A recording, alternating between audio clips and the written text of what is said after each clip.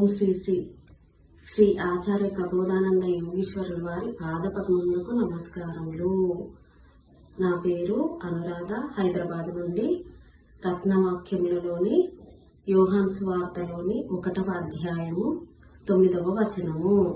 నిజమైన వెలుగు ఉండెను, అది లోకంలోనికి వచ్చును, అది ప్రతి మనిషిని వెలిగించుచున్నది.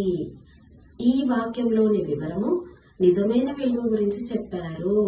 నిజమైన వెలుగు అగ్ని లేకుండా వెలిగించుచుండును. ఆ వెలుగు ప్రతి మనిషిలోనికి వచ్చి అది మనిషినంతటిని పాదములు మొదలుకొని తల వరకు వెలిగించుచున్నది.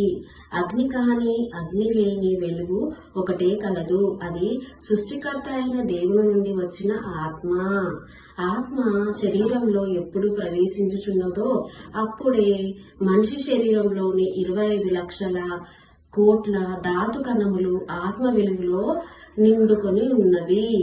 ఆత్మ ఉన్న ప్రతి మానవ శరీరము 98.48 డిగ్రీల వేడి కలిగి ఉన్నది.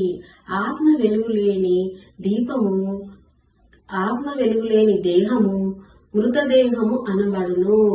ఆత్మ దీపమని దేహము చిమిని అని అంతిమ దైవ గ్రంథము ఖురాన్లో 29వ సూరా 35వ ఆయతులో కూడా చెప్పబడి ఉన్నది.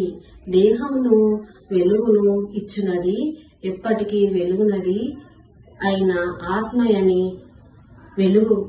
ఎనబడు వెలుగైన నిజమైన వెలుగు అని చెప్పవచ్చును. ధన్యవాదాలు. అందరికీ నమస్కారం.